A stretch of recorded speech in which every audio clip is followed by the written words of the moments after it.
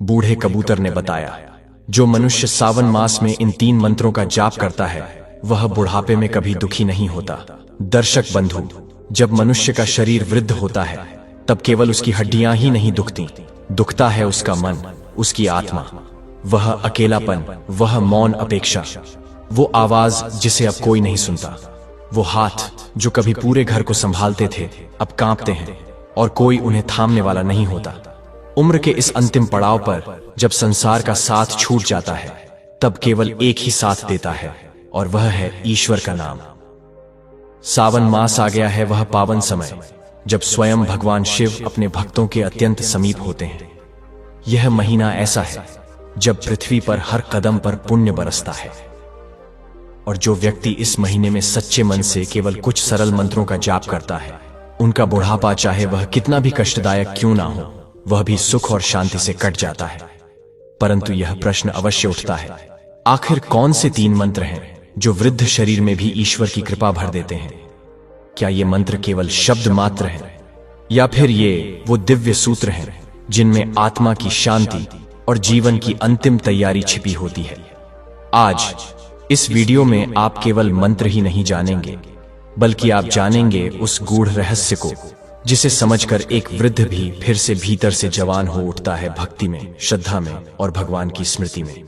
तो आइए सावन की इस पावन बेला में अपने जीवन के सबसे पवित्र और निर्णायक समय की शुरुआत करें, उस साधना से जिससे न केवल मृत्यु बल्कि अगला जन्म भी दिव्य बन जाता है।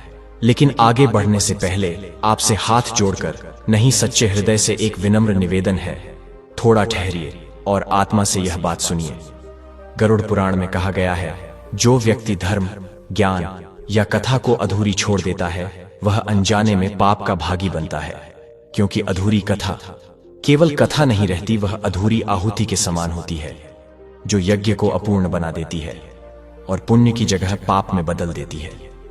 इसीलिए आपसे करबद्ध निवेदन है, कृपया इस वीडियो को अंत तक अवश्य देखें, क्योंकि यह केवल एक कहानी नहीं बल्कि जीवन के सबसे गहरे रहस्यों को उजागर करने वाली सत्य कथा है।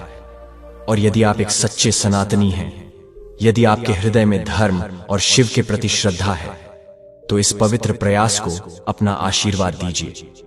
वीडियो को लाइक करें, हमारे चैनल को सब्सक्राइब करना न भूलें और नीचे कमेंट में पूरी भक्ति के साथ लिखिए, हर हर महादेव, क्योंकि जिस स्थान पर भगवान का नाम लिया जाता है वहीं से सौभाग्य, शांति और धर्म की यात्रा प्रारंभ होती है। तो आइए अब आरंभ करते हैं आज की यह विलक्षण कथा। सुमित्रा माता उस क्षण कमरे में अकेली थी। उनके सामने दीवार पर उनके दिवंगत पति श्री हरिनाथ जी की तस्वीर टंगी थी, एक महापुरुष जिनका कुछ ही समय पहले देहांत हो गया था। वो तस्वीर को निहार रही थी, रुआंसी आंखों, कांपती वाणी और डूबे मन से प्रभु से बोली, भगवान, आप मेरे पति को तो अपने पास बुला ही चुके, तो क्या मुझे भी साथ नहीं ले सकते थे? अब मैं उनके बिना कैसे जीऊंगी? मेरे जीवन में अब क्या शेष रह गया है प्रभु? उनकी आंखों से अश्रुधारा बहती रही और तभी जैसे वह तस्वीर एक जीवंत प्रतीक बन गई हो, मानो स्वर्ग से हरिनाथ जी की आत्मा अपनी पत्नी से कह रही हो, सुमित्रा, अगर मैं अब शरीर में नहीं रहा तो क्या हमारे बच्चे भी नहीं हैं तुम्हारे साथ? क्या उन्होंने तुम्हें छोड़ दिया है? तुम्हें अब भी उनका सहारा बनना है। तुम्हें हिम्मत नहीं हारनी चाहिए। यह शब्द सुमित्रा माता के अंतर्मन में गूंज उठे। उन्होंने आंखें मूंदी और 2 मोती जैसे आंसू उनके गालों पर ढुलकाए, परंतु उन्हें यह ध्यात नहीं था कि बाहर बैठक में उनके अपने ही बच्चे और बहुएं षड्यंत्र में लिप्त हैं। जहां एक ओर सुमित्रा अपने दुख में डूबी थी, वहीं दूसरी ओर उनके संतानों के मन में स्वार्थ की चिंगारी सुलग रही थी। छोटा बेटा मनोज बोला, भैया, यही समय है, मां दुखी हैं, कुछ नहीं समझेंगी। आप ये कागज लेकर उनके पास जाइए और चुपचाप दस्तखत करवा लीजिए, नहीं तो हमें पापा की संपत्ति 3 हिस्सों में बांटनी पड़ेगी, जिसमें से एक हिस्सा हमारी बहन निधि को जाएगा, पर हम ये नहीं होने देंगे। बड़ा भाई विक्रम झल्लाया, तू पागल हो गया है क्या? मां पढ़ी लिखी है, अगर उन्होंने कागज खोलकर पढ़ लिए तो सारी योजना पानी में बह जाएगी। उसने अपनी पत्नी भावना की ओर देखा, जैसे उससे उम्मीद थी, पर भावना ने स्पष्ट मना कर दिया, ना बाबा, मुझसे यह नहीं होगा। मांडू की जरूरत है, लेकिन उनकी आंखें सब कुछ देख रही हैं। एक बार उन्हें शक हो गया तो सब बर्बाद हो जाएगा। सभी चुप हो गए। तभी कोने में खड़ी सविता, मनोज की पत्नी, मुस्कुराते हुए आगे आई। उसके चेहरे पर एक बनावटी आत्मविश्वास था। वह बोली, अरे इसमें डरने की क्या बात है, एक हस्ताक्षर ही तो करवाने हैं। ये तो मेरे बाएं हाथ का खेल है। कागज मुझे तो देखो मैं कैसे ये काम करती हूं। विक्रम और भावना ने संशय भरी दृष्टि से उसे देखा, लेकिन सविता कागज लेकर रसोई में चली गई। कुछ ही पलों में वह वापस लौटी, ट्रे में चाय, बिस्कुट और चेहरे पर वही मुस्कान जो अक्सर छल को ढंकने के लिए लगाई जाती है। लीजिए मां जी, गर्मा गर्म चाय लाई हूं आपके लिए, सविता बोली। और ये क्या, आंसू? भगवान यही चाहते हैं कि आप हिम्मत रखें। दुख में तो सब है, लेकिन आपको मजबूत रहना होगा। अगर आप ही टूट जाएंगी तो इस घर का क्या होगा? वह उनके पास बैठ गई। उनके कांपते हाथों को थामते हुए उसकी आवाज भावुक हो चली, मां जी, पिताजी अब हमारे बीच नहीं हैं, पर क्या आप सोचती हैं कि आपकी यह पीड़ा उन्हें शांति देगी? नहीं मां जी, उनका आशीर्वाद तभी मिलेगा जब आप मुस्कुराकर जीवन को फिर से अपनाएंगी। सुमित्रा माता की आंखों से फिर अश्रु ढुलक पड़े। उन्होंने सविता को पास बुलाया और गले से लगा लिया। बेटी, तू ठीक कहती है, मैं अपने दुख में इतनी डूब गई थी कि सबकी चिंता ही भूल गई थी। सविता ने मधुर मुस्कान के साथ कहा, बस मां जी, अब आंसू पोंछ लीजिए। ये चाय पीजिए, कड़क और गर्म, बिल्कुल वैसी जैसी आपको पसंद है। और भगवान से यही प्रार्थना कीजिए कि पिताजी जहां भी हों उन्हें शांति मिले। सुमित्रा माता ने चुपचाप सिर हिलाया, हाथ में थमा चाय का प्याला उठाया और धीरे धीरे पीने लगी। लेकिन अभी पहला ही घूंट उनके गले से उतरा था कि सविता ने नाटकीय भाव से अपने सिर पर हाथ मार लिया। अरे मां जी, मैं कितनी भुलक्कड़ हो गई हूं। आपसे 2 छोटे से कागजों पर दस्तखत करवाने थे और देखिए, बातों ही बातों में भूल ही गई। सुमित्रा माता ने चाय का प्याला धीरे से मेज पर रखा, माथे पर हल्की भौहें सिकुड़ी और शांत स्वर में पूछा, कौन से कागज बहू? उनकी आवाज में एक सूक्ष्म संदेश था जो केवल एक मां के विश्वास और विवेक से जन्मा था। सविता ने तुरंत अपनी मुस्कान और बड़ी कर ली, बिल्कुल जैसे कोई मासूम बालिका अपनी गलती छुपाने की कोशिश कर रही हो। कुछ खास नहीं मां जी, बस जेठ जी कह रहे थे कि बाबूजी के जाने के बाद कुछ कागजी औपचारिकताएं पूरी करनी है, वही है। बस इतना कहकर सविता फुर्ती से कमरे से बाहर गई, कागज लेकर आई और बोली, यहां और यहां आप जल्दी से हस्ताक्षर कर दीजिए मां जी, नहीं तो चाय ठंडी हो जाएगी। उसकी आवाज में वो मिठास थी जो केवल छल की चाशनी में डूबी होती है। सुमित्रा माता ने कागजों की ओर देखा, चश्मा उठाया, पर हाथ रुक गया। सविता के भाव और बातों ने एक अदृश्य विश्वास का जाल रच दिया था। उस क्षण सुमित्रा देवी ने अपने जीवन का सबसे मासूम फैसला किया। उन्होंने बिना ज्यादा देखे सविता द्वारा बताई गई जगहों पर हस्ताक्षर कर दिए। उन्हें क्या पता था कि वे केवल स्याही से कागज पर हस्ताक्षर नहीं कर रही थीं, बल्कि अपने अधिकार, अपने स्वाभिमान और अपने विश्वास को किसी और की झोली में डाल रही थीं। जी हां, प्रेम और ममता की ओट में सविता ने जो छल किया, वह छल शायद कोई और कर ही नहीं सकता था। जैसे ही हस्ताक्षर हुए, सविता ने फुर्ती से कागज समेट लिए और बोली, मां जी, आप चाय पीजिए, मैं अभी आती हूं। उसके चेहरे पर अब एक विजय गर्व था, जैसे कोई युद्ध जीतकर लौट रहा हो। बाहर आंगन में विक्रम, भावना और मनोज पहले से उसकी प्रतीक्षा कर रहे थे। जैसे ही सविता बाहर आई और उसके हाथों में वे कागज देखे, मनोज की आंखें चमक उठी। उसने धीरे से पूछा, हो गया? सविता ने आत्मविश्वास से मुस्कुराते हुए सिर हिलाया। हां, मां जी ने दस्तखत कर दिए। मैंने कहा था ना, ये मेरे बाएं हाथ का खेल है। उसने कागज विक्रम की ओर बढ़ाए, मानो कोई विजय पताका थमा रही हो। विक्रम ने उत्सुकता से कागज लिए और जल्दी जल्दी पढ़ने लगा। भावना ने विस्मय से पूछा, उन्हें शक नहीं हुआ? बिल्कुल नहीं, सविता ने गर्व से कहा। मैंने इतना भावुक माहौल बना दिया कि मां जी को कुछ समझ ही नहीं आया। उनके आंसू भी पोंछ दिए और अपना काम भी निकाल लिया। यह सुनकर तीनों के चेहरों पर एक संतुष्टि की मुस्कान फैल गई। लेकिन उधर सुमित्रा देवी अब भी यही सोच रही थी, मेरी बहू ने कितने प्रेम से बात की, कैसी सेवा, कैसी ममता। उन्हें एक पल के लिए भी कोई संदेह नहीं हुआ। क्यों होता? आज भी उनके हृदय में यह धारणा थी कि उनके बेटे और बहुएं उन्हें भगवान के समान मानते हैं। उनका परिवार वही तो उनका अभिमान था।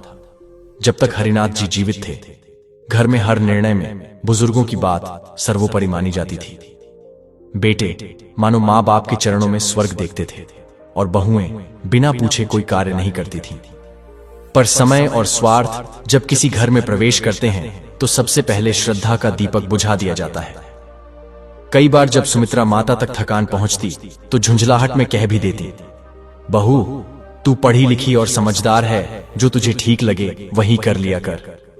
लेकिन उनकी बहुएं मुस्कुराकर बड़े ही आदर भाव से कहती, नहीं मां जी, आपने जीवन देखा है, आपके जैसा अनुभव हमें कहां। आप जो कहेंगी वही सबसे सही होगा। उनका यह समर्पण देखकर सुमित्रा माता और स्वर्गीय हरिनाथ जी प्रभु का धन्यवाद करते और कहते, भगवान न जाने हमने कौन से पुण्य किए हैं जो हमें ऐसे बेटे और बहुएं मिली, वरना आजकल तो घर परिवार संभालने में डर लगता है। हरिनाथ जी सरकारी नौकरी से रिटायर थे, लेकिन रिटायरमेंट से पहले ही उन्होंने अपने दोनों बेटों विक्रम और मनोज को कपड़े की दुकान खोल दी थी। प्रभु कृपा से दुकान अच्छी चलने लगी। बेटों ने मेहनत की और पिता का आशीर्वाद भी बना रहा। रिटायरमेंट के बाद हरिनाथ जी भी बेटों का हाथ बंटाने लगे थे।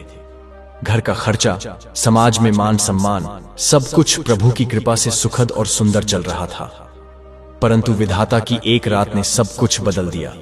उस दिन हरिनाथ जी दुकान से थके हारे लौटे थे। रात्रि का भोजन करते करते अचानक उनकी सांसें उखड़ने लगी। कुछ समझ पाते उससे पहले ही वे देह त्याग कर प्रभु चरणों में लीन हो गए। उस रात ने जैसे सुमित्रा माता की पूरी दुनिया को भीतर से तोड़ दिया। उन्हें लगा जैसे जीवन का कोई महत्वपूर्ण हिस्सा छूट गया हो, जैसे शरीर का कोई अंग अब कभी वापस ना आ सके। और जब वे इस दुख से उबर भी ना पाईं, तभी घर में भीतर ही भीतर स्वार्थ और छल की जड़ें जमने लगी। धीरे धीरे सुमित्रा माता ने अनुभव किया कि घर का व्यवहार अब बदलने लगा है। सविता, जो रोज खाना बनाकर सास के हाथ में दिया करती थी, अब कमरे से निकलती भी नहीं थी।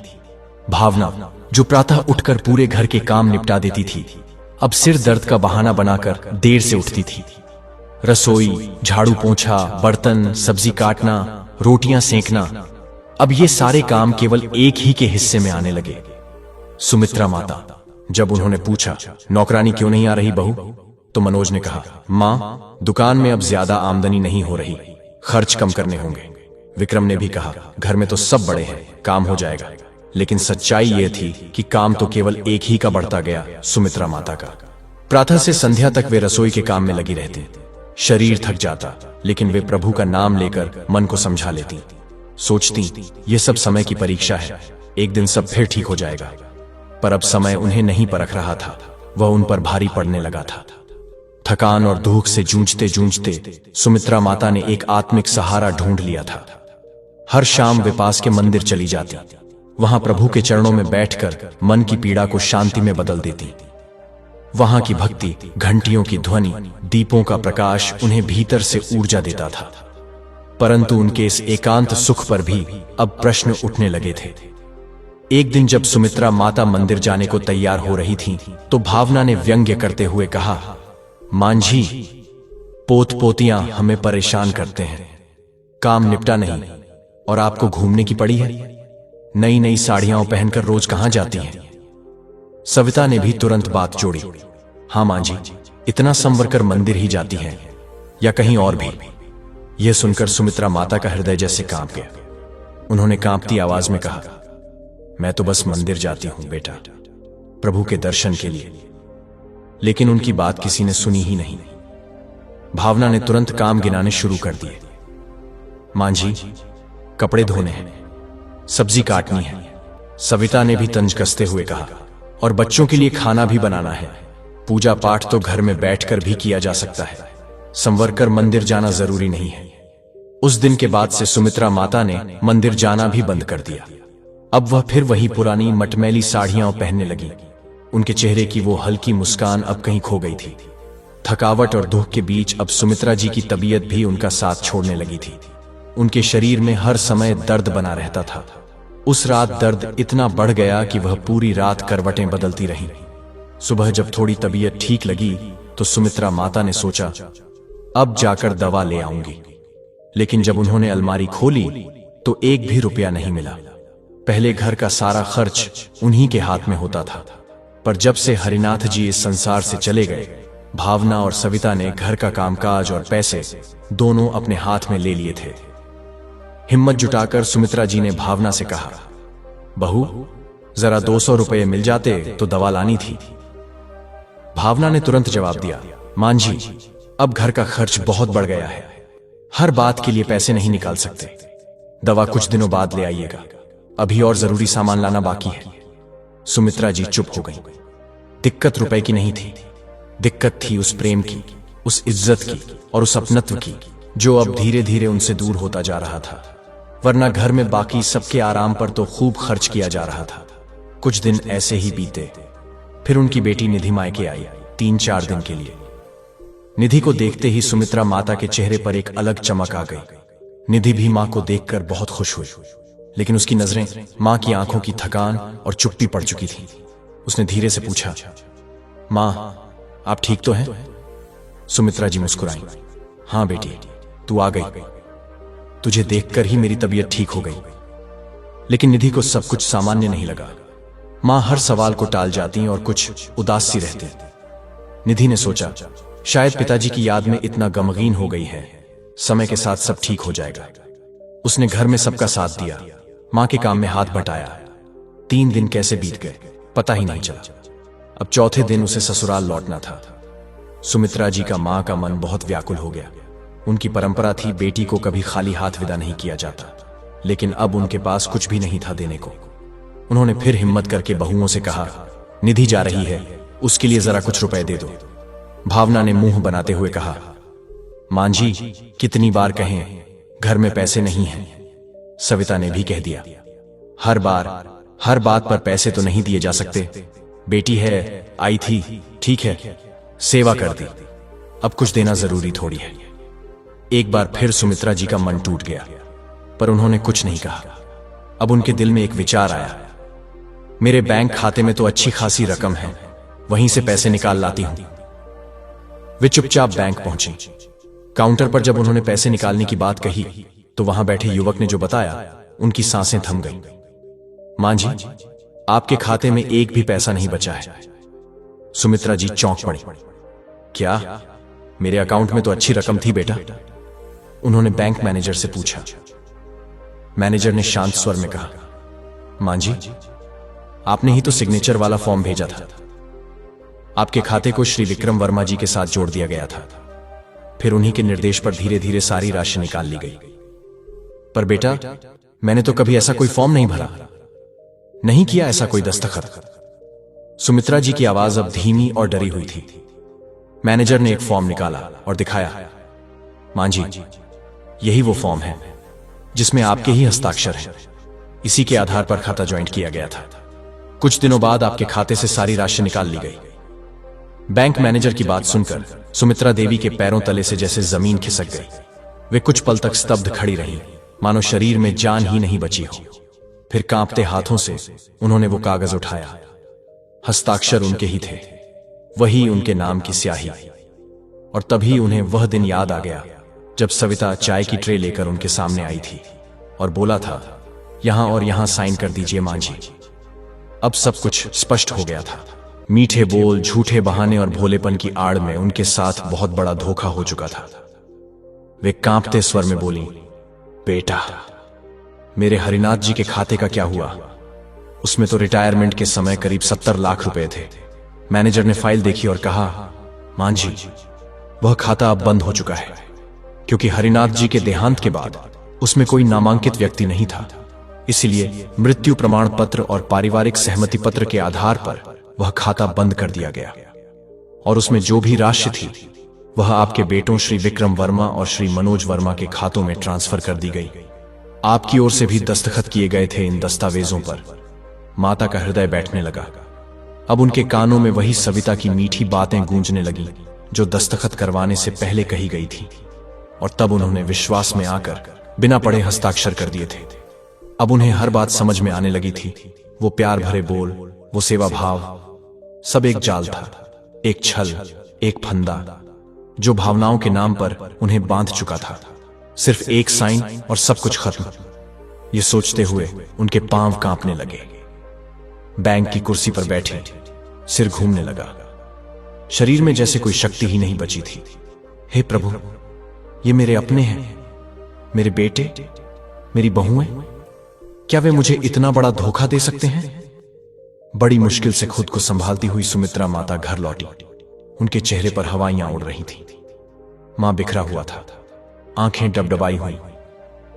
घर पहुंचते ही उन्होंने गहरी सांस ली और पूरे साहस के साथ आवाज लगाई, विक्रम, मनोज, मुझे तुमसे कुछ जरूरी बात करनी है।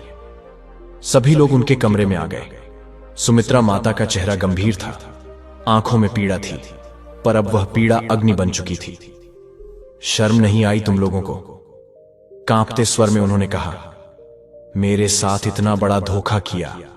मेरे और तुम्हारे पिताजी के खातों से तुमने सारे पैसे निकाल लिए, बिना मुझे बताए, बिना पूछे।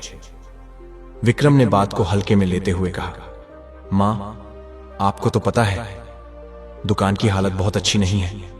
हम बहुत परेशान थे और आपके खातों में लाखों रुपए पड़े थे, तो हमने सोचा कि उन्हें निकालकर काम में लगा लें। अब सुमित्रा माता का चेहरा क्रोध से लाल हो गया। उनकी आवाज में अब सिर्फ दुख नहीं था, बल्कि एक मां के विश्वास के साथ उठी हुई पीड़ा थी। बात सिर्फ पैसों की नहीं है। सुमित्रा माता की आवाज अब थरथरा रही थी। विक्रम, तुमने मुझसे धोखे से साइन करवाए। मुझे यह तक नहीं बताया कि यह कागज किस बात के लिए है। तुम्हें जरा भी डर नहीं लगा कि एक दिन यह बात सामने आ ही जाएगी? तभी सविता ने बिना किसी संकोच के सीधा जवाब दे दिया, हां, करवाए हैं साइन, धोखे से ही करवाए हैं। तो बताइए, अब आप क्या करेंगी? फिर उसने व्यंग्य से कहा, अगर हमने पैसे नहीं निकाले होते तो बाद में इन पैसों के जाने कितने टुकड़े हो जाते। आपने ही तो पहले कहा था कि इस पैसे में आपकी बेटी का भी हिस्सा होगा। भावना ने भी सहमति में सिर हिलाया। हां मां जी, आजकल कौन बेटियों को हिस्सा देता है? ये सब बातें तो बस धर्म ग्रंथों और किताबों में ही अच्छी लगती हैं। अगर सब कुछ आपके हिसाब से होता तो हमारे हिस्से में क्या आता? सुमित्रा माता का शरीर जैसे सुन्न पड़ गया। उनके पैर कांपने लगे और वे धीरे से पलंग पर बैठ गए। हे प्रभु, क्या यही दिन दिखाने के लिए आपने मुझे जीवित रखा? उन्होंने अंदर से टूटी हुई आवाज में कहा। मां, ज्यादा नाटक मत कीजिए, सविता फिर बोली। आपने ही तो साइन किए थे, और वैसे भी उन पैसों पर हक सिर्फ हमारा था। हमने कोई चोरी नहीं की, अपने ही पैसों को लिया है। अब तक चुप बैठी निधि भीतर से कांप उठी थी। उसे विश्वास नहीं हो रहा था कि वही भाई जिनके लिए मां ने अपना संपूर्ण जीवन समर्पित किया, अब उनकी आंखों में आंखें डालकर इतनी कठोर बातें कर रहे हैं। निधि बोल पड़ी, मां ने ठीक कहा था। जो तुम लोगों ने किया है वह केवल धोखा नहीं, वह एक बड़ा पाप है। पैसों के लिए इतना गिर जाना। अगर मुझे हिस्सा नहीं देना था तो मत देते, लेकिन मां के विश्वास को तो मत तोड़ते। अभी निधि की बात पूरी भी नहीं हुई थी कि भावना तड़ाक से बोल पड़ी, हमें बहुत अच्छे से समझ आ रहा है कि तुम्हें क्या तकलीफ हो रही है। साफ साफ बोलो ना, हिस्सा चाहिए तुम्हें? सविता ने भी जोड़ा, इस सारी मुसीबत की असली जड़ निधि दीदी ही है। भोले चेहरे के पीछे कितना लालच है हम अच्छी तरह जानते हैं। निधि जैसे पत्थर बन गई। उसने असहाय नजरों से अपने भाइयों की ओर देखा, शायद कोई उसके लिए कुछ बोले, कुछ कहे। पर विक्रम ने ठंडे स्वर में स्पष्ट कहा, तुम्हें हमारे घर में कुछ भी खाने का हक नहीं है। अपने घर को संभालो। यहां क्या करना है हम जानते हैं। मनोज भी बोल पड़ा, हां, अब तुम्हारा इस घर से कोई संबंध नहीं है। पिताजी अब नहीं है और मां की देखभाल हम कर लेंगे। तुम अपने घर जा सकती हो। निधि अपने भाइयों की बातें सुनकर जैसे चौंक गई। उसके हृदय पर चोट लगी। उसने अपमान और गुस्से के साथ अपना बैग उठाया और दरवाजे की ओर बढ़ते हुए कहा, आज मैं जा रही हूं और अब कभी इस घर में लौटकर नहीं आऊंगी, न हिस्से के लिए, न किसी रिश्ते की भीख के लिए। दरवाजा जोर से बंद हुआ और फिर एक गहरा सन्नाटा छा गया। सुमित्रा माता फूट पड़ी, शर्म नहीं आई तुम लोगों को? एक बेटी जिसने कभी अपने अधिकार की मांग तक नहीं की, उसे तुमने इस तरह अपमानित कर दिया। विक्रम चढ़कर बोला, मां, ये हाई वोल्टेज ड्रामा बंद कीजिए। आपको अब इस उम्र में ज्यादा सोने की आदत हो गई है। अगर इस घर में रहना है तो चुपचाप रहिए, वरना आप भी इस घर को छोड़ सकती। बेटों के हर शब्द सुमित्रा माता की आत्मा को जैसे छेद रहे थे। वे हताश होकर अपने कमरे में लौट आईं, धीरे से बैठ गईं। हरिनाथ जी होते तो ये दिन कभी नहीं आता। वो थे तो मेरा सहारा थे, एक इज्जत थी, एक पहचान थी। बेटी को इतना कुछ सुना दिया गया कि अब वो कभी नहीं लौटेगी, और बेटों को तो मेरी कभी जरूरत थी ही नहीं। अब किसके लिए जीऊं प्रभु, क्यों जीऊं? यही सोचते सोचते वे पूरी रात करवटें बदलती रहीं। आंखों से आंसू बहते रहे, होठों पर बस एक ही नाम था, श्री राम, श्री राम। प्रभु, अब तुम ही मेरा अंतिम सहारा हो। सुबह की पहली किरण ने जैसे ही कमरे में प्रवेश किया, सुमित्रा जी का मन पूरी तरह से टूट चुका था। वे अपने कमरे से बाहर आईं, न किसी से कुछ बोली, न किसी से कुछ पूछी। बस चुपचाप घर से बाहर निकल गईं और उस रास्ते पर चल पड़ी जो नहर की ओर जाता था। वह सड़क के बीचों बीच चल रही थी। चारों तरफ गाड़ियों की तेज आवाजें, हॉर्न की चीखें, लेकिन उनके कान कुछ भी नहीं सुन पा रहे थे। सामने से एक बेहद तेज ट्रक बेकाबू होकर उनकी ओर बढ़ रहा था। टक्कर बस कुछ ही पलों की दूरी पर थी, लेकिन ठीक उसी क्षण पीछे से किसी ने जोर से उन्हें खींच लिया। दोनों सड़क के किनारे गिर पड़े, धूल और कंकड़ में लथपथ। गिरने से दोनों को हल्की चोटें आईं, पर सुमित्रा जी को ज्यादा चोट लगी थी। उनके घुटनों और कोहनी से खून बह रहा था। गाड़ियों की आवाजों और हॉर्न की चीखों के बीच एक भारी, चिंतित आवाज उनके कानों में पड़ी। आप ठीक तो हैं? आप ये क्या करने जा रही थीं? सुमित्रा जी ने धीरे धीरे आंखें खोली और सामने एक अधेड़ उम्र के सज्जन को देखा। उनकी उम्र भी लगभग सुमित्रा जी जितनी ही रही होगी। चेहरे पर चिंता थी, कपड़े धूल से सने हुए थे। मैं पास की दुकान से कुछ सामान लेने आया था, उन्होंने कहा। अचानक आपको इस हाल में सड़क पर देखा। इतना बड़ा ट्रक, क्या वो दिखाई नहीं दिया आपको? सुमित्रा जी की आंखों में आंसू थे। उन्होंने बहुत धीरे से कहा, आपने मुझे क्यों बचाया? मैं जीना नहीं चाहती थी। उनकी आवाज में ऐसा गहरा दर्द था कि वो व्यक्ति श्री मोहनदास कुछ पल के लिए चुप हो गया। फिर उन्होंने सुमित्रा जी को सहारा दिया और कहा, ऐसी बातें मत कहिए। बिना सोचे समझे इतना बड़ा कदम उठाना ठीक नहीं है। आप बहुत परेशान लग रही हैं। पहले चलिए पास के क्लिनिक, आपकी पट्टियां करवा लेते हैं। पास के एक छोटे से क्लिनिक में दोनों की चोटों पर दवा और पट्टी की गई। उसके बाद मोहनदास जी ने कहा, आइए मैं आपको आपके घर छोड़ देता हूं। पर सुमित्रा जी ने धीरे से सिर हिलाया, नहीं, मैं उस घर में वापस नहीं जाना चाहती। उनकी आवाज में टूटी हुई आत्मा की गूंज थी। मोहनदास जी समझ गए थे, जब कोई व्यक्ति यूं सड़क पर मौत ढूंढ रहा हो तो साफ है कि वह अंदर से बहुत अकेला है। उन्होंने कहा, चलिए मेरे साथ। इंसानियत के नाते एक इंसान को सहारा देना मेरा धर्म है। इतना कहकर उन्होंने बड़े स्नेह और आदर से सुमित्रा जी को अपनी गाड़ी तक लाया और अपने घर ले गए। उनका घर साफ, सुंदर और शांत था। वहां पहुंचते ही उन्होंने नौकर को कहा, चाय और कुछ नाश्ता लाओ। दुख और अपमान से टूटी सुमित्रा जी जब इस प्रकार की सहानुभूति देखती हैं, तो उनके भीतर का तूफान बाहर आ जाता है। वो फूट फूट कर रोने लगी। रोते रोते जैसे उनका मन कुछ हल्का होने लगा। लीजिए चाय पीजिए, सामने बैठे मोहनदास जी ने प्रेम से कहा। सुमित्रा जी ने चाय का प्याला थामा। कुछ देर चुपचाप बैठी रहीं, जैसे शांति को अपने भीतर समेट लेना चाहती हूं। फिर मोहनदास जी ने बहुत विनम्रता से पूछा, अगर आप बुरा न माने तो जानना चाहूंगा, आप ऐसा खतरनाक कदम क्यों उठाने जा रही थीं? सुमित्रा जी की आंखें फिर से नम हो गईं। उन्होंने धीरे धीरे अपने जीवन की सारी व्यथा सुना दी। कैसे उनके अपने बेटों और बहुओं ने विश्वास तोड़ा, कैसे उन्हें अपमानित किया, कैसे वह एक एक पैसे के लिए तरस गईं। अब मुझे जीने का कोई कारण नहीं दिखता, उन्होंने धीरे से कहा।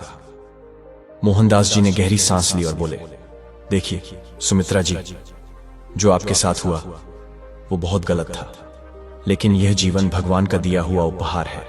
इसे समाप्त करने का हमें कोई अधिकार नहीं है। आप इस घर में शांतिपूर्वक रहिए। यहां कोई आपको दुख नहीं देगा, कोई तिरस्कार नहीं करेगा। यह घर अब आपका भी है। 3 दिन बीत चुके थे। अब सुमित्रा जी मोहनदास जी के घर में रह रही थीं। मोहनदास जी हर सुबह अपने काम पर निकल जाते और शाम को लौटते थे। जाते समय नौकर को स्पष्ट आदेश देकर जाते, मां साहब की सेवा में कोई कमी न हो। इन 3 दिनों में सुमित्रा जी का मन कुछ शांत हुआ था। अब वह थोड़ा थोड़ा घर के छोटे मोटे कामों में हाथ बटाने लगी थी ताकि मन व्यस्त रहे और अकेलापन न लगे। लेकिन उनके मन में एक बात बार बार उठती थी, मैं कब तक किसी और के घर में रहूंगी? मोहनदास से मेरा कोई रिश्ता नहीं, तो क्या यह ठीक है? उधर मोहनदास जी के मन में भी यही सवाल था, समाज क्या कहेगा, लोग क्या सोचेंगे? इस बात ने उन्हें भी परेशान कर रखा था। एक शाम जब वे घर लौटे तो उन्होंने मन में ठान लिया, आज बात साफ कर लेनी है।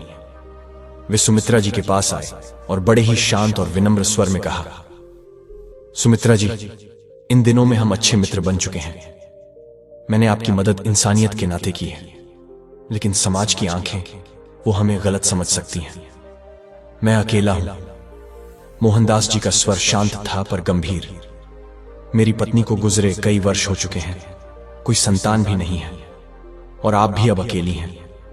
अगर आपको बुरा ना लगे तो क्या हम विवाह के रिश्ते में बंधकर इस जीवन का शेष समय एक दूसरे का सहारा बनकर बिता सकते हैं? ऐसा करने से समाज की निगाहें भी नहीं उठेंगी और हम दोनों इस अकेलेपन से मुक्त हो सकेंगे। यदि मेरी बात अनुचित लगे तो कृपया क्षमा करें। सुमित्रा जी थोड़ी देर के लिए स्तब्ध रह गए। मोहनदास जी की सच्चाई और भावना की गरिमा ने उनके हृदय को गहराई तक छू लिया। कुछ समय तक कमरे में पूर्ण मौन छाया रहा। फिर सुमित्रा जी ने बहुत ही शांत स्वर में कहा, मेरे बेटों ने मुझे जीवन के ऐसे मोड़ पर लाकर खड़ा कर दिया था जहां से मैं जीवन को समाप्त करने निकली थी। अब मैं किसी की परवाह नहीं करती। आपका प्रस्ताव मुझे स्वीकार है। फिर उन्होंने एक बात और जोड़ी, लेकिन एक बात कहनी है। कहिए। मोहनदास जी ने सहृदयता से कहा, मैं एक बार अपनी बेटी निधि से बात करना चाहती हूं। उसे बिना बताए मैं कोई फैसला नहीं लेना चाहती। मोहनदास जी ने तत्काल मोबाइल उठाया और निधि का नंबर मिलाया। फोन उठते ही निधि की चिंतित आवाज आई, हां मां, आप कहां हैं? मैं कब से आपको ढूंढ रही हूं। आपने हमें बहुत डरा दिया है। सुमित्रा जी की आंखें नम हो गईं, लेकिन इस बार उनकी आवाज में एक नई दृढ़ता थी। मैं ठीक हूं बेटी, और आज तुझसे एक जरूरी बात करनी है। उन्होंने उसे अपना पता बताया और मिलने को कहा। जब निधि वहां पहुंची तो दरवाजा मोहनदास जी ने खोला। निधि पहले तो चौंक गई, आप कौन हैं? और मां, आप यहां? मोहनदास जी मुस्कुराए, आइए अंदर चलिए, सब बताते हैं। फिर जब पूरी बात बताई गई, कैसे सुमित्रा जी ने जीवन त्यागने का सोच लिया था, कैसे शंकर जी ने उन्हें बचाया, सहारा और सम्मान दिया, तो निधि की आंखें भर आईं। लेकिन जब उसने सुना कि उसकी मां इतनी टूट चुकी थी कि मृत्यु का मार्ग चुनने चली थी, तो उसका हृदय जैसे भीतर से चटक गया। शंकर जी, आपने मेरी मां को सिर्फ बचाया नहीं, उन्हें फिर से जीने की आशा दी है। मैं हमेशा आपकी आभारी रहूंगी। फिर वह मां के पास गई और कहा, मां, आप मेरे साथ चलिए, मैं आपको अपने साथ ले जाऊंगी। मेरे ससुराल में आपको कोई तकलीफ नहीं होगी। लेकिन सुमित्रा जी ने निधि का हाथ थाम लिया और शांत लेकिन मजबूत स्वर में कहा, बेटी, मैंने बहुत सोच लिया है। अब मैं यही रहकर अपने जीवन की एक नई शुरुआत करना चाहती हूं। शंकर जी ने मुझे सम्मान दिया है, सहारा दिया है। हम दोनों अब एक दूसरे के साथ विवाह के पवित्र बंधन में बंधना चाहते हैं। निधि पहले तो थोड़ी हैरान हुई। उसकी आंखें मां के चेहरे पर टिक गईं, पर फिर वह मुस्कुराई और सिर हिलाकर बोली, मां, अगर यही आपका निर्णय है तो मुझे कोई आपत्ति नहीं है। 2 दिन बाद सुमित्रा जी और मोहनदास जी ने बहुत सादगी से कोर्ट मैरिज कर ली। निधि उनके साथ थी। उसकी आंखों में अब गर्व और संतोष था। जब विवाह की औपचारिकताएं पूरी हो गईं, तो मोहनदास जी ने सुमित्रा जी का हाथ थामा और कहा, अब यह जीवन केवल हमारा है। मैं वादा करता हूं, अब आपको कभी भी दुख नहीं होने दूंगा। अब सुमित्रा जी और मोहनदास पति पत्नी बन चुके थे। उनके बीच का रिश्ता प्रेम, आधार और विश्वास की डोर से बंधा हुआ था। मोहनदास का घर अब सुमित्रा जी के लिए एक नया आशियाना बन चुका था। जीवन अब नया मोड़ ले चुका था। मोहनदास जी का व्यापार अच्छा चल रहा था। घर में नौकर चाकर भी थे, इसलिए घर संभालने की कोई परेशानी नहीं थी। अब सुमित्रा जी भी पति के साथ व्यापार में हाथ बटाने लगी थी। उन्हें दुकान पर बैठना, ग्राहकों से बात करना, काम की छोटी जिम्मेदारियां निभाना बहुत अच्छा लगने लगा था। सालों बाद उन्हें घर से बाहर निकलकर कुछ करने का अवसर मिला था। यह अनुभव उन्हें मन की शांति और आत्मिक संतोष देता था। मोहनदास जी के पास धन की कमी नहीं थी, लेकिन उनकी असली संपत्ति था उनका विशाल और दयालु हृदय। वो दान पुण्य में विश्वास रखते थे और हर अच्छे कार्य में बढ़ चढ़कर हिस्सा लेते थे। अब सुमित्रा जी भी हर कार्य में उनकी सहभागी बन चुकी थी। उनकी उपस्थिति ने शंकर जी के जीवन को एक नई रोशनी दे दी थी। इस नई शुरुआत को 1 वर्ष बीत चुका था, परंतु पूरे 1 साल में सुमित्रा जी के बेटों विक्रम और मनोज या बहुएं भावना और सविता ने न कभी माफी मांगी, न हालचाल लिया। जो पैसे उन्होंने छल से लिए थे, उन्हें ऐशो आराम और सट्टेबाजी में बर्बाद कर दिया। दुकान पहले से ही घाटे में थी, अब गिरवी पड़ चुकी थी। घर में पैसों की भारी तंगी थी। विक्रम और मनोज दिन रात झगड़ते रहते थे। भावना और सविता एक दूसरे पर दोष मढ़ती थी। अब उनके बीच सिर्फ लड़ाई, तनाव और कटुता बची थी। इधर एक दिन नगर के सबसे बड़े मंदिर में कन्हैयालाल जी की मूर्ति स्थापना का भव्य कार्यक्रम था। मोहनदास जी, जो हमेशा से धार्मिक आयोजनों में भाग लेते थे, अपनी पत्नी सुमित्रा जी को साथ लेकर वहां पहुंचे। उन्होंने भगवान श्री कृष्ण को एक सुंदर स्वर्ण मुकुट अर्पित किया।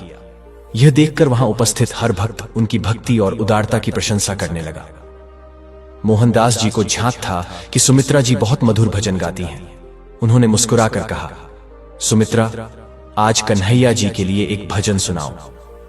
सुमित्रा जी को पहले थोड़ा संकोच हुआ, वर्षों बाद इतने लोगों के सामने गा रही थीं। लेकिन शंकर जी की प्रेरणा और भगवान श्री कृष्ण के प्रति प्रेम ने उन्हें साहस दिया। जैसे ही उन्होंने भजन प्रारंभ किया, मंदिर में एक अद्भुत मौन और शांति फैल गई। उनकी मधुर और भाव भरी आवाज ने हर श्रोता को मंत्रमुग्ध कर दिया। भजन के अंत होते ही तालियों की गूंज से मंदिर भर गया। लोग उनकी सराहना करते नहीं थक रहे थे। अगले दिन स्थानीय समाचार पत्र में मंदिर समारोह की खबर छपी। पहले पृष्ठ पर मोहनदास और सुमित्रा जी की तस्वीर थी, जिसमें वे भगवान श्री कृष्ण को स्वर्ण मुकुट अर्पित कर रहे थे।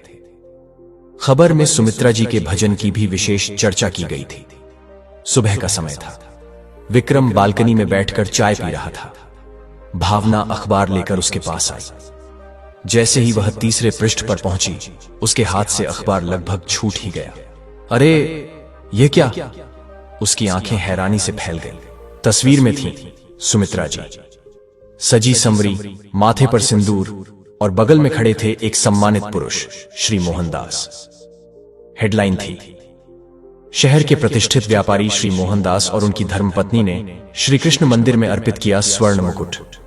भावना चौंक कर बोली, देखो विक्रम, ये तो मां है ना? विक्रम ने झटपट अखबार उठाया और तस्वीर पर नजरें गड़ा दी। मां, लेकिन ये आदमी कौन है? भावना बोली, शायद मांझी ने दोबारा शादी कर ली है। और देखो, शहर के नामी और धनवान आदमी हैं ये मोहनदास। एक पल के लिए दोनों चुप हो गए। फिर भावना ने धीरे से कहा, विक्रम, हमें मां के पास चलना चाहिए। देखो, हमारी हालत ठीक नहीं है। दुकान बंद हो चुकी है, कर्ज बढ़ रहा है। हो सकता है वो हमारी मदद कर दे। विक्रम बोला, हाँ हाँ, आखिर मां ही तो है। बचपन से जानता हूं, उनका दिल बच्चों के लिए मोम जैसा है, हमें देखते ही पिघल जाएंगी। भावना ने थोड़ा सोचकर कहा, पर सविता और मनोज को खबर नहीं होनी चाहिए, वरना वो भी पहुंच जाएंगे। विक्रम ने हामी भरी, अरे नहीं, उन्हें कानो कान खबर नहीं होगी। हम चुपचाप जाएंगे, बस इतना पता करना है कि मां अब कहां रहती हैं। उधर दूसरी ओर मनोज अपने लैपटॉप पर बैठा नौकरी के लिए आवेदन भर रहा था। तभी उसका दोस्त दीपक का फोन आया। अबे सुन, आज अखबार में तेरी मां की फोटो है, गजब लग रही है। मनोज चौंक गया, क्या बकवास कर रहा है तू? बकवास नहीं भाई, सच कह रहा हूं। तेरी मां ने फैशन ज्वेलर्स के मालिक मोहनदास से शादी कर ली है। मंदिर में सोने का मुकुट चढ़ाया, पूरा फोटो अखबार में छपा है। मनोज ने तुरंत अपने लैपटॉप पर न्यूज साइट खोली। जैसे ही तस्वीर देखी, उसकी आंखें फटी की फटी रह गईं। सच में ये तो मां ही है। उसकी आंखों में लालच चमकने लगा। उसने तुरंत सविता को बुलाया। सविता, देखो, मां ने एक अमीर आदमी से शादी कर ली है। ये मोहनदास मामूली आदमी नहीं है, ज्वेलरी का बहुत बड़ा शोरूम है इसका। हमें मां के पास चलना चाहिए, शायद कोई मदद मिल जाए, वो हमारे भी कुछ काम आ सकती हैं। तस्वीर को एकटक देखते हुए सविता बोली, हाँ चलो। अगले दिन विक्रम और भावना ने चुपचाप मोहनदास जी का पता खोज निकाला और उनके घर पहुंच गए। भावना ने चेहरे पर बनावटी मासूम मुस्कान लगाई और दरवाजे पर दस्तक दी। दरवाजा स्वयं मोहनदास जी ने खोला। उनकी नजरें भावना और विक्रम पर टिक गई। चेहरे पर एक कठोर शांत भाव था। उन्होंने पूछा, आप लोग कौन हैं? हालांकि उनके मन में सब कुछ स्पष्ट था। वो भली भांति जानते थे कि यही वो लोग हैं जिन्होंने सुमित्रा जी के साथ बड़ा अन्याय किया था। विक्रम ने संकोच में पड़कर कहा, मैं सुमित्रा जी का बेटा हूं और ये उनकी बहू है। हम मां से मिलने आए हैं। मोहनदास जी ने कुछ नहीं कहा, बस हाथ से इशारा किया, अंदर जाइए। जैसे ही दोनों घर में दाखिल हुए, उनकी आंखें हैरानी से भर गईं। घर साधारण था, लेकिन भाव से भव्य, स्वच्छ और गरिमामय। हर कोना समृद्धि और व्यवस्था से भरा हुआ था। भावना ने विक्रम की बांह दबाई और धीरे से बोली, देखो, मां जी की तो किस्मत ही पलट गई है। विक्रम की आंखों में अब लालच की चमक साफ दिख रही थी। लेकिन तभी उसकी नजर हॉल में बैठे मनोज और सविता पर पड़ी। उसे जैसे बिजली का झटका लगा। तुम लोग यहां? विक्रम ने चिढ़कर पूछा। सविता ने कटाक्ष करते हुए कहा, क्यों? तुमने क्या सोचा था? हमें पता नहीं चलेगा? अखबार तो सबके घर आता है भैया। मनोज ने बनावटी मुस्कान के साथ मोहनदास जी की ओर देखा और बोला, बड़ी मुश्किल से हमें मां का पता चला है। एक बार हम अपनी मां को खो चुके हैं, इस बार नहीं खोना चाहते। उसके शब्दों में करुणा थी, पर आंखें अब भी घर की भव्यता निहार रही थीं। उसी क्षण हॉल में सुमित्रा जी प्रकट हुई। अब वह पहले जैसी टूटी हुई सुमित्रा नहीं थी। अब उनके चेहरे पर आत्मविश्वास था, एक तेज, एक सम्मान जो सच्चे जीवन साथी, प्रेम और आत्मबल के साथ जीने से आता है। विक्रम, भावना, मनोज और सविता उन्हें देखकर कुछ पल स्तब्ध रह गए। भावना ने धीमे स्वर में कहा, मां जी। वे अपनी मां को इस नए तेजस्वी रूप में पहचान ही नहीं पा रहे थे। चारों उनके पास दौड़ पड़े। विक्रम ने झुककर उनके चरण छुए और आंखों में बनावटी आंसुओं के साथ कहा, मां, हमने आपको कहां कहां नहीं ढूंढा।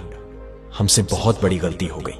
आपके साथ जो व्यवहार किया वह तो पाप था। हमें क्षमा कर दीजिए। मनोज और सविता भी चरणों में गिर पड़े। सविता रोते हुए बोली, मां, आप चाहें तो हमें 100 जूते मारिए, पर हमारे साथ चलिए। आपके बिना वो घर नहीं लगता। भावना ने भी सिसकते हुए कहा, मां जी, हमने जो किया वो बहुत गलत था, लेकिन अब हम सचमुच सुधरना चाहते हैं। कृपया हमें एक मौका दीजिए। सुमित्रा जी की आंखें नम हो गईं। अपने बच्चों को यूं चरणों में गिरा देखकर उनके हृदय में मां का प्यार उमड़ आया। एक पल को उन्हें वो पुराने दिन याद आ गए जब यही बच्चे उनके आंचल में खेला करते थे। जब उन्होंने देखा कि वे बच्चे, जिनकी एक पुकार पर कभी दौड़े चले आते थे, आज वही झूठे आंसू लेकर उनके चरणों में गिरे हैं, तो एक गहरा संकल्प उनके माथे पर उभर आया। उन्हें याद आई मोहनदास जी की वो बात जो उन्होंने कुछ दिन पहले बहुत शांत भाव से कही थी, सुमित्रा, अपने धोखेबाज बेटों को चाहे माफ कर देना, लेकिन दोबारा उन पर विश्वास मत करना। सुमित्रा जी ने मन ही मन खुद को चेताया, मत बह सुमित्रा, भावनाओं में मत बह। और उसी क्षण उनकी आंखों के सामने वो सारी पीड़ाएं एक एक करके तैरने लगी। वो दिन जब बेटों ने धोखे से उनके और हरिनाथ जी के खाते से पैसे निकाल लिए थे, वो रात जब एक एक रुपये के लिए उन्हें हाथ फैलाना पड़ा था, वो दृश्य जब उनकी बेटी निधि को अपमानित कर घर से निकाल दिया गया था, और वो भयावह क्षण जब बेटों के व्यवहार से टूटकर वे नहर की ओर चल दी थीं, जीवन समाप्त करने के इरादे से। उनकी आंखों के आंसू इस बार बाहर नहीं निकले। वे भीतर ही भीतर बह चले, लेकिन बाहर उनके चेहरे पर था धैर्य, दृढ़ता और गरिमा। उन्होंने शांत लेकिन सख्त स्वर में कहा, देखो बच्चों, तुम मुझे मिलने आए, ये जानकर अच्छा लगा, लेकिन मैं अब उस मां के रूप में नहीं खड़ी हूं जो कभी तुम्हारी थी। मैं अब मोहनदास जी की पत्नी हूं, एक पत्नी जो अपने पति के सम्मान और धर्म की रक्षा करना जानती है। वो मां तो उसी दिन मर गई थी जिस दिन तुमने उसके आत्मसम्मान को तोड़ा था, उसकी जमा पूंजी छल से छीन ली थी और उसे उस हाल में छोड़ दिया था जहां उसे आत्महत्या जैसा विचार आ गया था। सुमित्रा जी की आवाज में अब न कोई दुख था, न ही कोई कमजोरी।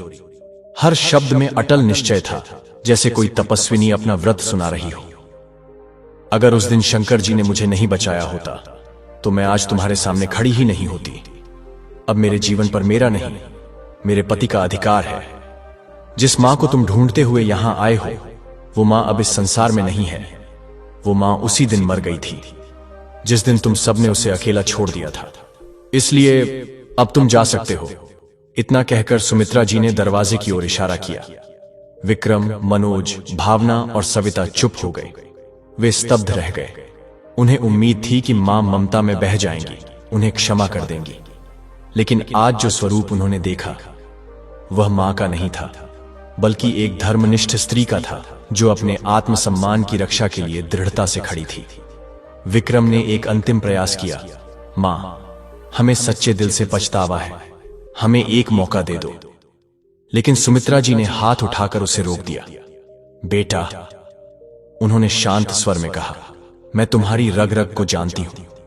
आज भी तुम्हारी आंखों में वही लालच है जो उस दिन था जब तुमने छल से मेरी जमा पूंजी छीन ली थी। तभी मोहनदास जी, जो अब तक मौन खड़े थे, आगे बढ़े और बोले, आप लोग सुन चुके हैं, ये मेरी पत्नी का अंतिम निर्णय है। अब कृपया यहां से चले जाइए।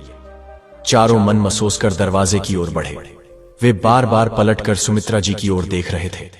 उम्मीद थी कि शायद किसी कोने में ममता जाग उठेगी, लेकिन सुमित्रा जी ने अपनी दृष्टि फेर ली और जैसे ही दरवाजा बंद हुआ, उनकी आंखों से 2 बूंद आंसू चुपचाप टपक पड़े। मोहनदास जी ने उनका हाथ श्रद्धा से थामा और बोले, सुमित्रा, तुमने बिल्कुल सही किया। जिनके हृदय में तुम्हारे लिए सम्मान नहीं था, वो तुम्हारे प्रेम के अधिकारी भी नहीं थे। प्रिय श्रोताओं, आप ही बताइए, क्या सुमित्रा जी ने जो निर्णय लिया, क्या वह धर्म और आत्मसम्मान के अनुसार सही नहीं था? प्रिय दर्शक बंधु, यह कथा यहीं समाप्त नहीं होती, क्योंकि यह केवल सुमित्रा जी की नहीं, हर उस मां की पुकार है जिसने अपना जीवन अपनों के लिए समर्पित कर दिया, लेकिन वृद्धावस्था में वही अपने नजरें फेर लेते हैं। यह कथा हमें सिखाती है कि बुढ़ापा कोई आसान अवस्था नहीं होती, वह उम्र नहीं, एक परीक्षा होती है, जहां एक मां को या तो सम्मान मिलता है या फिर तिरस्कार। लेकिन दर्शक बंधुओं, सावन मास में यदि मनुष्य 3 विशेष मंत्रों का श्रद्धा से जाप करे, तो न केवल उसका बुढ़ापा सुखमय होता है, बल्कि जीवन की सारी पीड़ाएं भी हर ली जाती हैं। तो आइए इस कथा से केवल भावुकता नहीं, बल्कि समाधान भी लेकर चलें, क्योंकि श्रवण, सेवा और साधना यही 3 मंत्र हैं जो जीवन के अंतिम चरण को परम शांति और प्रभु कृपा से भर देते हैं। अब सुनिए वह दिव्य मंत्र जिनका स्मरण इस सावन मास में विशेष पुण्यदायक माना गया है। पहला मंत्र, ओम नमः शिवाय। यह पंचाक्षरी मंत्र केवल 5 अक्षरों का है, लेकिन इसकी शक्ति अपार है। ओम नमः शिवाय का अर्थ है, हे शिव, मैं आपको नमन करता हूं, मैं स्वयं को आपके चरणों में समर्पित करता हूं। जब कोई वृद्ध व्यक्ति जिसके शरीर की हड्डियां अब कमजोर हो रही हों, जिसकी आंखों की ज्योति धुंधली पड़ रही हो, जिसके मन में अतीत के दुखों का बोझ हो, अगर वह प्रतिदिन सच्चे भाव से ओम नमः शिवाय का जाप करे, तो वह न केवल अपनी आयु में वृद्धि करता है, बल्कि अपने जीवन के अंतिम वर्षों को भी शांति, भक्ति और आंतरिक आनंद से भर देता है। इस मंत्र का जाप सूर्योदय से पहले 108 बार करना श्रेष्ठ माना गया है। आप चाहें तो रुद्राक्ष की माला से भी इसका जाप कर सकते हैं। एक वृद्ध ब्राह्मण की कथा आई है जिसे उसके ही पुत्रों ने घर से निकाल दिया था। वह एक पुराने शिव मंदिर में रहने लगा और केवल एक ही काम करता, सुबह शाम ओम नमः शिवाय का जाप। वर्षों बाद जब उसका अंत समय आया, लोगों ने देखा उसके मुख पर एक अद्भुत तेज था और उसके शरीर से फूलों की सुगंध आ रही थी। यह थी भोलेनाथ की कृपा जो इस छोटे से मंत्र जाप से प्रकट हो गई थी। दूसरा मंत्र, ओम त्र्यंबकम यजामहे सुगंधिम पुष्टिवर्धनम उर्वारुकमिव बंधनान मृत्योर्मुक्षीयमामृतात्। इसे कहते हैं महामृत्युंजय मंत्र। इस मंत्र का जाप विशेष रूप से बुढ़ापे के भय, रोग और मृत्यु के डर को दूर करने के लिए किया जाता है। यह मंत्र कहता है, हम उस त्रिनेत्रधारी शिव की आराधना करते हैं जो जीवन को पुष्ट करते हैं। हमें मृत्यु के बंधन से ऐसे मुक्त करें जैसे ककड़ी डंठल से अलग हो जाती है। यह वही मंत्र है जो महर्षि वशिष्ठ ने श्री राम को दिया था जब लक्ष्मण मूर्छित अवस्था में पड़े थे। जो वृद्ध व्यक्ति इस मंत्र का नियमित जाप करता है, उसके जीवन से रोग, भय और मानसिक तनाव धीरे धीरे दूर हो जाते हैं। विशेष रूप से जो वृद्धजन यह सोचते हैं कि अब जीवन में क्या बचा है, मैं अब दूसरों पर बोझ बन गया हूं, उनके लिए यह मंत्र प्रकाश की एक नई किरण बन जाता है। नियमित रूप से शाम के समय एक दीपक जलाकर कम से कम 21 बार इस महामंत्र का जाप करें। आप स्वयं देखेंगे मन का विषाद मिट रहा है, शरीर में हल्कापन आ रहा है और आत्मा धीरे धीरे परम शिव से जुड़ने लगी है। तीसरा मंत्र, ओम शिवाय नमः। यह मंत्र अत्यंत सरल लेकिन अत्यंत शक्तिशाली है। इसका अर्थ है, हे शिव, मैं आपकी शरण में हूं। इस मंत्र में किसी विशेष विधि की आवश्यकता नहीं, ना कोई कठिन अनुष्ठान, बस मन से कहिए ओम शिवाय नमः और यह मंत्र आपके भीतर ऐसा कंपन उत्पन्न करता है जो धीरे धीरे आपकी आत्मा से सारे दुख, पाप और विकारों को धो डालता है। यह मंत्र विशेष रूप से उन वृद्धजनों के लिए है जिनकी जीवन संगिनी उन्हें छोड़ चुकी हो, जिनके बच्चे दूर जा चुके हों, जो अकेलेपन में डूबे हों। इस मंत्र का जाप रात को सोने से पहले 108 बार करें।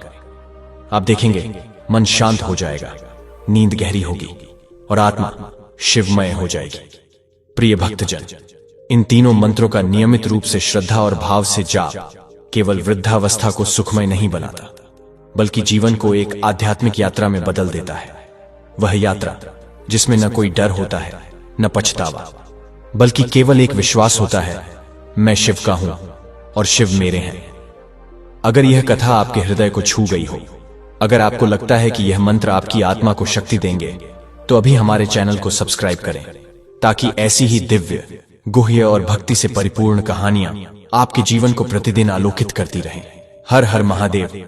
जय श्री शिव शंकर।